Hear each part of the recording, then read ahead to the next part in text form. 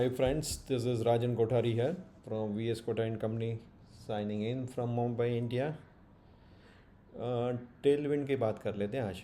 Tailwind क्या होता है? पीछे से जब भी प्लेन उड़ता है तो उसको पीछे से फोर्स आता है, जब भी तो वो फास्ट जाता है। और जब भी हेडविंड होता है तो स्पीड प्लेन की कम हो जाती है। वही हिसाब से बहुत सारी इंडस्ट्री को जो गवर्नमेंट इंसेंटिव्स हैं कि वो सेक्टर बूम कर रहा है, वो उससे उसको बहुत फ़ायदा होता है। उसको टेलविंड मिलती है पीछे से और वो बहुत सारा काम करता है। तो जनरली टेलविंड 5 से 10 साल वो सेक्टर में चलती है और वो सेक्टर को हमने आइडेंटिफाई किया तो मल्टी बैगर अपने हाथ में ही है। तो टेलविंड को हमें टेलविंड में लग रहा है कि अभी जो जो हिसाब से जीएसटी कट हुआ और जो हिसाब से इंडिविजुअल का इनकम टैक्स रेट कट हुआ, वो हिसाब से कंज्यूमर डिमांड निकलेगी। तो कंज्यूमर डिमांड में डिस्क्रिशनरी प्रोडक्ट भी है, जैसे कि ट्रैवल है, ऑटो है, रेस्टोरेंट में जाना है, होटल में स्टे करना है। ये सब सेक्टर को बहुत सारा फ़ायदा हो सकता है।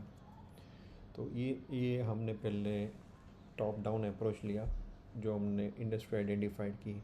अभी आपको जाके ये इंडस्ट्री में जाके आपको बॉटम अप अप्रोच करना है, जो ये इंडस्ट्री में जाके कंपनी को स्टडी करना है। सो टेलविंड होने से बहुत सारा फ़ायदा होता है।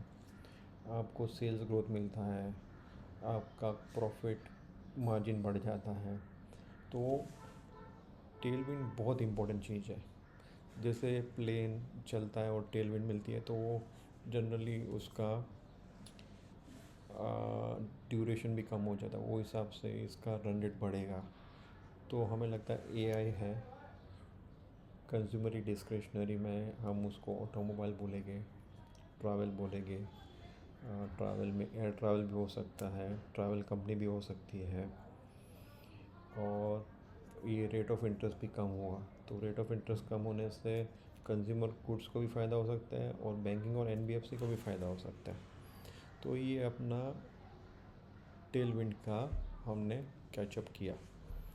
तो नेक्स्ट चैप्टर में हम और इसके बारे में डिटेल में बात करेंगे।